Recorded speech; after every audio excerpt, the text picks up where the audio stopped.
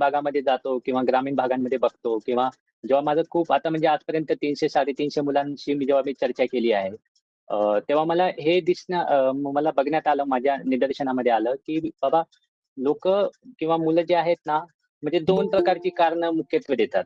म्हणजे पालकांकडे कारण असतो, की काहीतरी परिस्थिती नाहीये काहीतरी किंवा मग मुलांकडे कारण असतो किंवा आपली आर्थिक परिस्थिती व्यवस्थित नाहीये.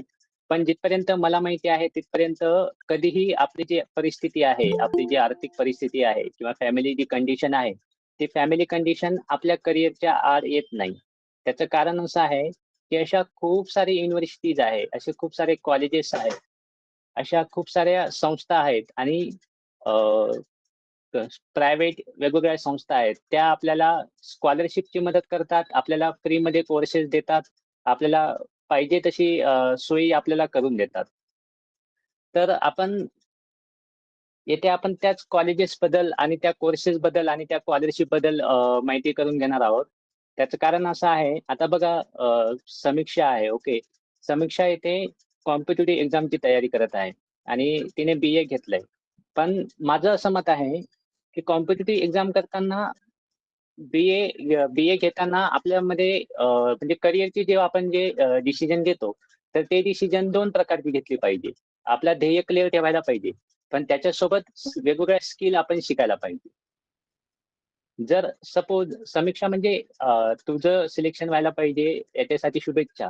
पण जर नाही झालं, ओके. कारण हं. कॉम्पिटिटिव्ह एक्झाममध्ये हं. सक्सेस होण्याचा रेशो खूप कमी आहे. मग जर तुझं हां. सिलेक्शन नाही झालं, तर मग बी-ए नंतर जॉब भेटतो का हां. मार्केटमध्ये? हं. हं.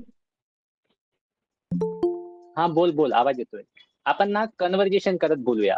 कसं हं. आहे, कन्व्हर्जेशन करत बोलल्याने तुम्हाला पण तुमचं पण म्हणणं काय आहे ते मला कळेल आणि मी पण बोलतोय ते मला सांगता येईल. हं, हं. सर माझं तेच म्हणणं तर मी ॲडमिशन हां.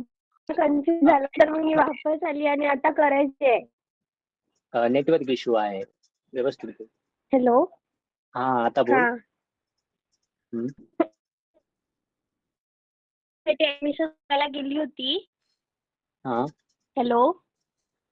हां, बोल. आता हां, बोल. कारण माझं असं म्हणणं होतं की हां, बी-कॉम कन्फ्यूज झालं म्हणून मी आता ॲडमिशन करायची आहे. बी-कॉमसाठी करायला गेली होती.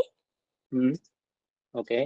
कारण माझं असं म्हणणं होतं, की बा इकडे जरी काही नाही झालं कारण बी-ए नंतर तर काही ऑप्शन जास्त नसतात ना. बरोबर. हां, बी-कॉममधून मग बँकची पण आपल्याला एक्झाम देता येते.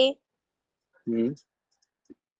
तर मग अ, मी कन्फ्यूज झाली आणि ॲडमिशन करायचीच बॅकग्राऊंड आहे. काय होतं? 11th-12thला बॅकग्राऊंड काय होतं? हॅलो? हां, 11वी आणि 12वी सायन्समध्ये होतं की आर्ट्समध्ये, कॉमर्समध्ये? सेमीमध्ये होतं, सेमीमध्ये. सायन्स. सायन्समध्ये होते का?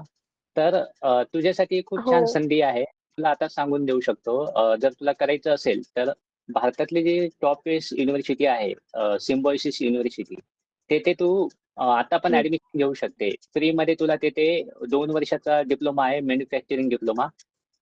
भारताच्या कोणती सर? मॅन्युफॅक्चरिंग डिप्लोमा, इंजिनिअरिंगचा 1 इयरचा डिप्लोमा आहे. हां. मॅन्युफॅक्चरिंग. म्हणजे तू त्या डिप्लोमाला आता ॲडमिशन घेऊ शकते. अच्छा. हां, हां.